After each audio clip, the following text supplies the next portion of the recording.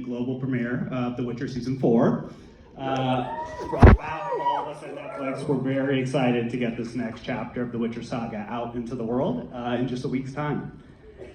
We've been so lucky to welcome the incredible Liam Hemsworth and Lawrence Fishburne to the Witcher family.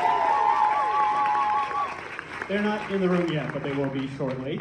While also having the immense privilege of working with the likes of Freya Allen, Anya Chalotra, and Zoe Bailey, many more. The commitment and passion that these guys have brought to these episodes is really unmatched. And all of us at Netflix would just like to say a huge thank you to the cast and crew who brought these episodes to life. Your hard work and creativity is why we're here tonight. And thank you as well to Andrzej Sapkowski for crafting the magical stories on which this series is based. And to our partners at Hive Mind Productions, Platich Films, and our magnificent group of directors and executive producers. And at the center of this all, our tireless captain, who has been steering the biggest and most epic juggernaut that is The Witcher for several years. It is my immense pleasure to introduce the writer and showrunner of this franchise, Lauren Schmidt-Kissel.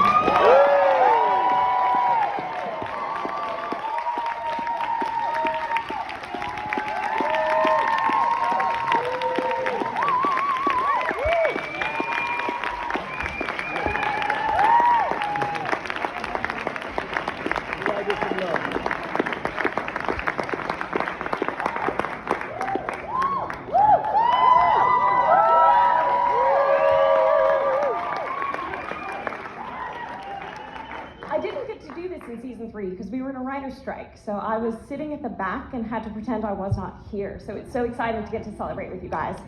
And the fact that I made it down those stairs and up those stairs without falling is the biggest feat of the night. Those of you who've seen me do this this is the 4th season.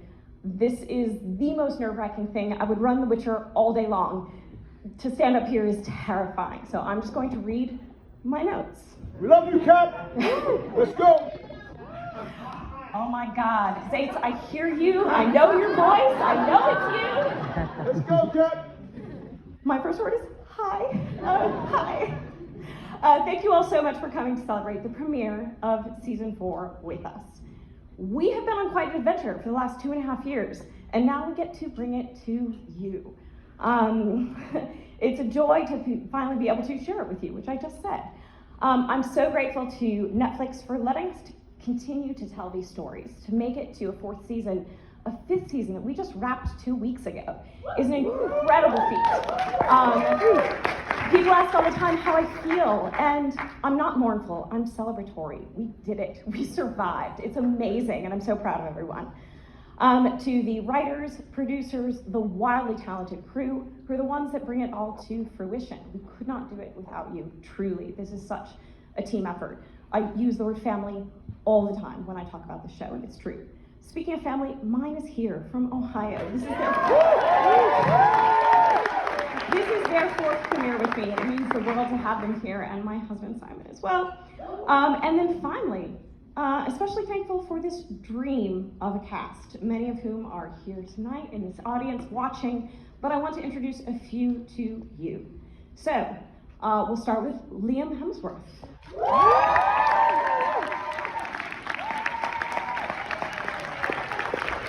Anya Chalotra. Freya Allen. Zoe Bailey. And Lawrence Fishburne.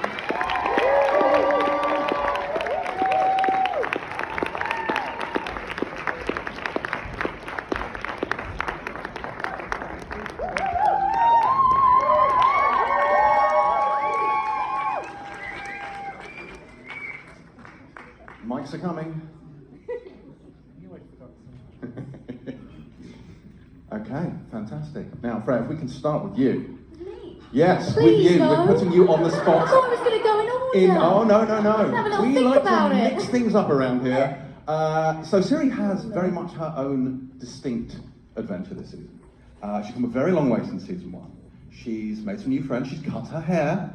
So lots going on. So can you tell us, what do you love most about Ciri as a character, and what can you tell us about the transformation she goes through in this season?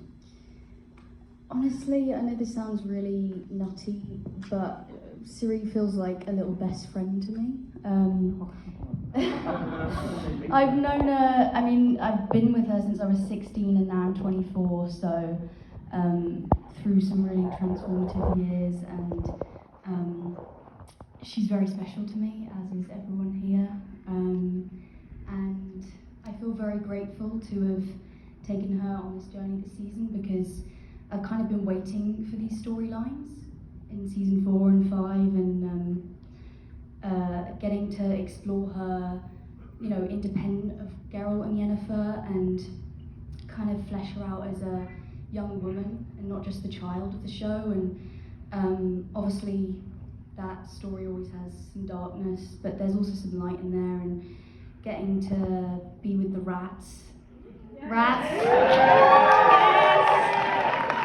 I love them. That was like a uni I never had, and they were just the best.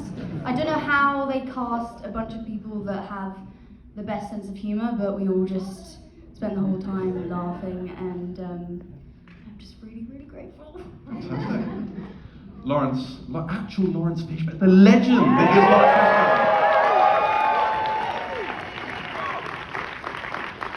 Fishburne. In my life, I could never wear a suit as well as that, just saying.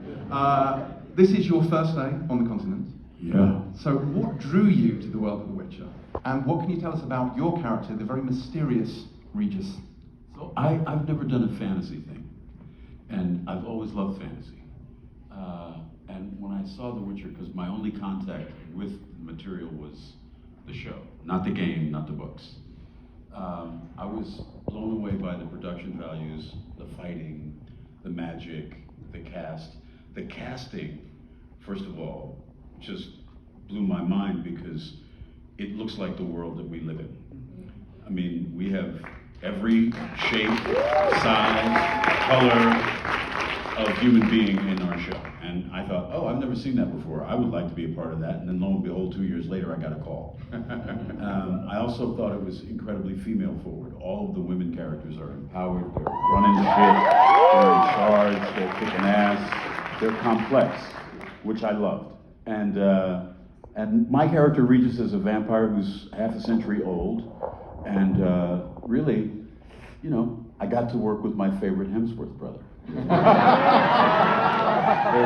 Good. I paid him to say that. We're filming this, right? That was recorded. Anya, Ciri is missing. She is basically Yennefer's adopted daughter at this point, so I think it's fairly safe to say that Yen isn't taking that particularly well. No. So what can you tell us about where we find Yennefer at the start of this, and what her journey is during this season? Wow.